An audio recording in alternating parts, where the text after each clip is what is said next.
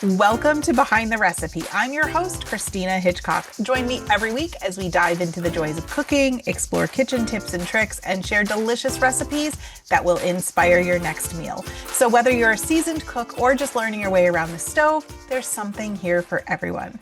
Now, before we dive in, I've got something sweet to share. If you love easy and creative desserts that start with a box of cake mix, because who has time for scratch every time?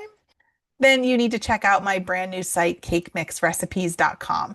It's packed with tried and true, drool-worthy recipes that are fast, fun, and totally foolproof.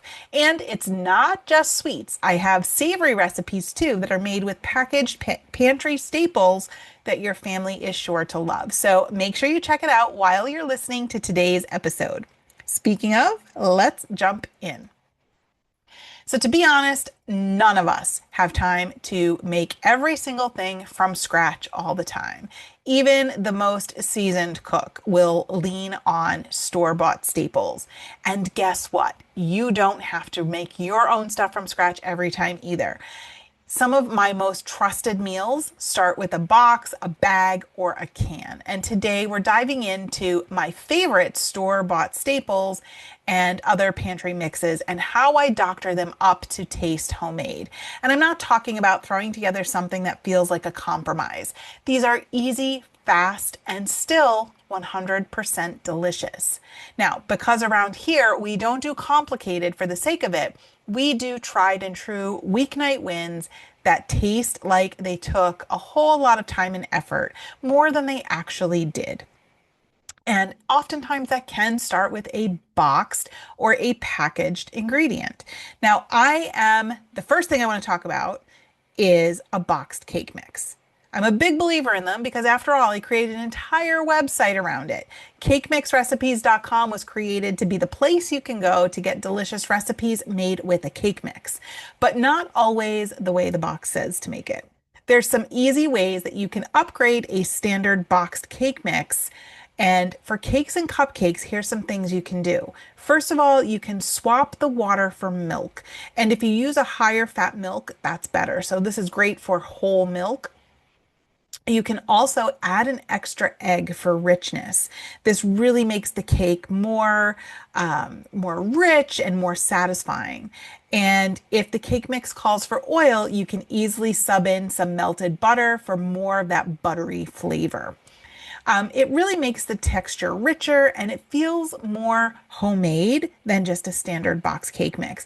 And you can top it with a quick cream cheese frosting and no one will ever guess that you started from a box. Now, here's a bonus tip.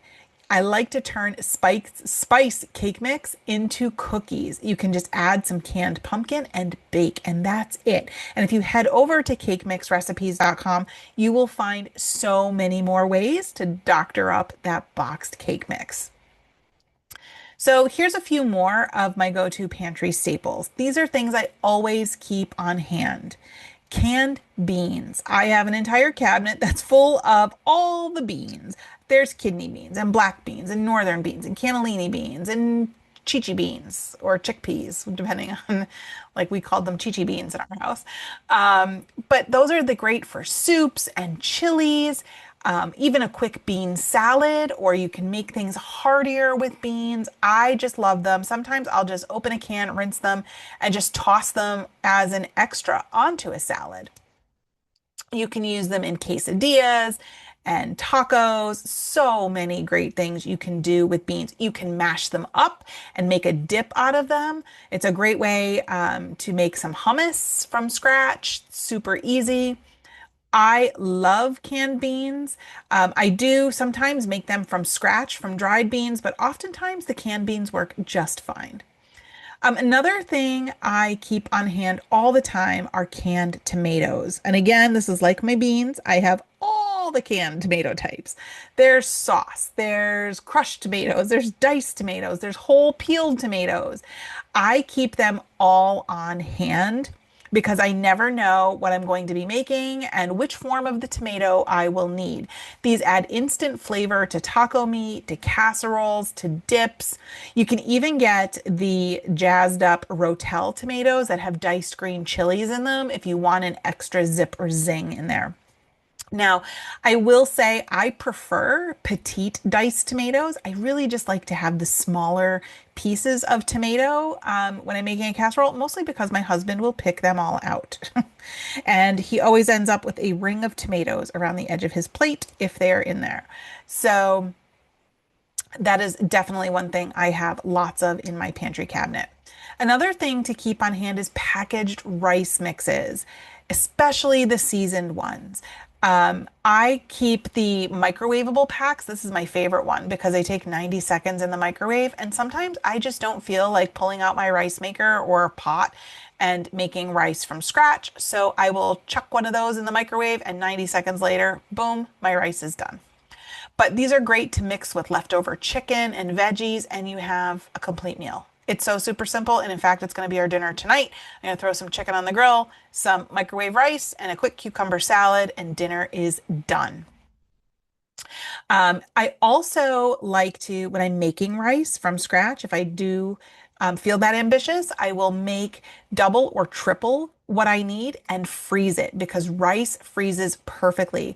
And if you are going to do a stir fry or a fried rice recipe, you need to make sure that the rice has cooked and sat refrigerated for at least 24 hours. It needs to dry out a bit. So if you're freezing it, it's perfect for that. Some other things I keep are pasta and jarred sauces because, I mean, it's just so easy. But I never just pour this sauce over the pasta and serve it. I was that kid, so I'm taking you back to my childhood. Um, when we were finally allowed to stay home by ourselves after school before my parents got home from work, my mom would leave us a list. And as we got older, the list changed, right? Sometimes it was a run the vacuum, but as we got older, we were able to start doing dinner. So she would come home from work, and here I would be standing in the kitchen. I had like a jar of spaghetti sauce, a package of spaghetti going, and then what seemed like 42 spices, seasonings, and random ingredients that I would be doctoring up that sauce with. I guess it was just something that I started doing even as a kid. I just always felt good when I was adding extra things.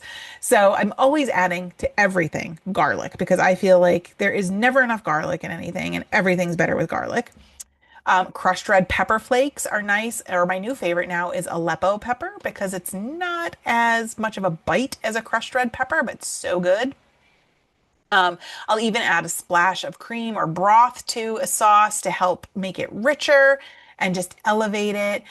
Fresh herbs are a great way to add more seasoning. I go through a lot of my homemade Italian seasoning blend. I will be sure to include that in the show notes for you. So I always add that to jarred sauces. So it's never just plain spaghetti sauce from a jar. Sometimes I even just crumble up some meat and put it in there, whether it's sausage, pork, beef, veal, whatever I have. I'll crumble it up and put it in there as well. Canned soups. I feel like sometimes these are underrated. I mean, I use them in everything from casseroles to slow cooker meals, even pasta bakes. So here's a trick.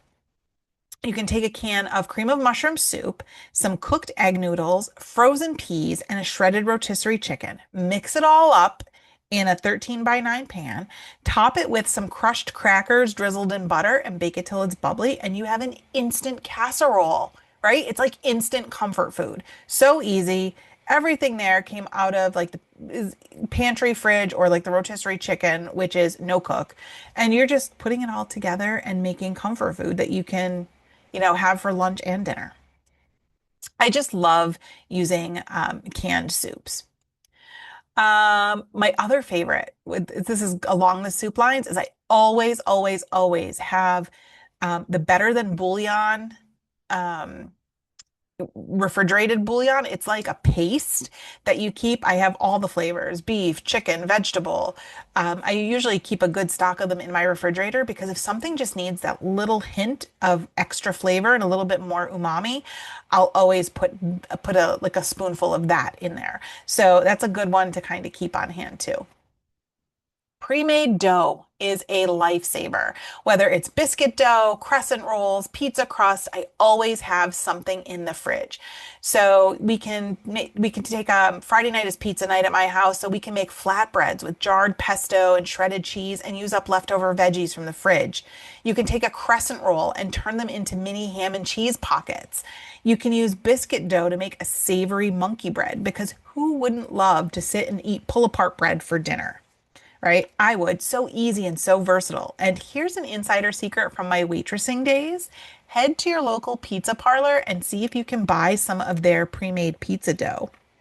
You can usually get it pretty cheap, and then you don't have to monkey around with yeast or making your own dough from scratch. You can use their dough for pizzas, for breadsticks. You can even make some loaves of bread out of it. It's cheap, it's easy, and it's fast, and many of them will sell it to you. So, some frozen favorites that I always keep on hand. Frozen chopped onions and peppers. Whether I buy them pre-packaged or I chop my own and freeze them, these are total time savers. Because usually when you're using peppers, chopped peppers and onions, you're sauteing them in something. You don't need them to retain that crisp, fresh texture. So freezing them is perfectly fine. Now, if you wanted to have that crisp, fresh texture, you shouldn't freeze them because it will lose that as the water comes out of the vegetable as it thaws. We talked about this already, but frozen rice, right? Make that double, triple, quadruple batch and freeze it. And then you can microwave it and it's ready in minutes. Frozen spinach. I love to keep this because I can add some extra vitamins and stuff to our meal as I'm cooking because I'll add it to pasta or eggs or even soups. It's just great to have frozen spinach on hand. And frozen pie crusts because these, not only for pies, but they're great for tarts or pot pies, things like that. And you don't always have to make it from scratch. But my freezer is always stocked with these essentials.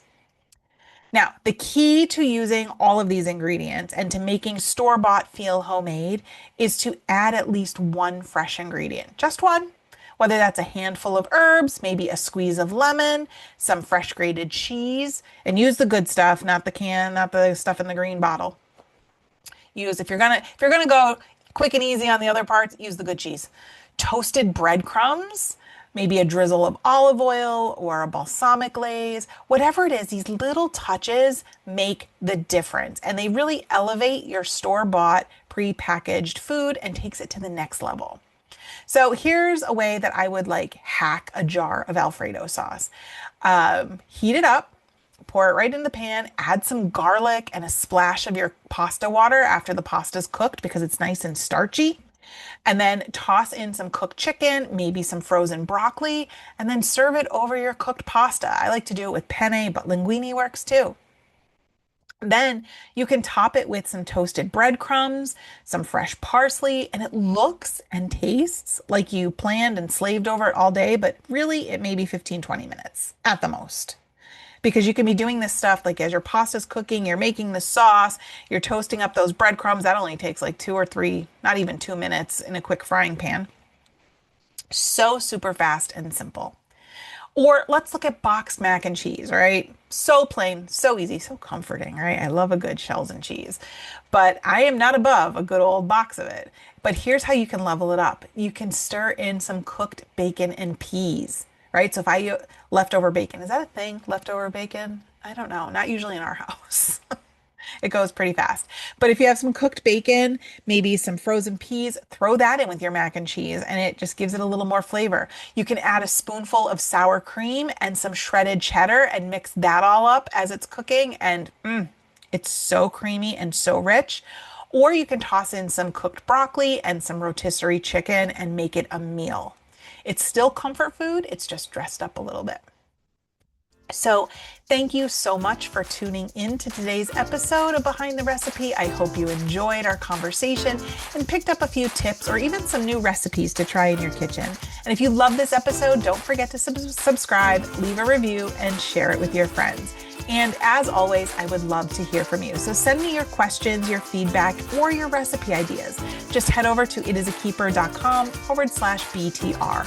And don't forget to check out my new site, cakemixrecipes.com. It's full of easy recipes made with pre-packaged mixes and pantry staples.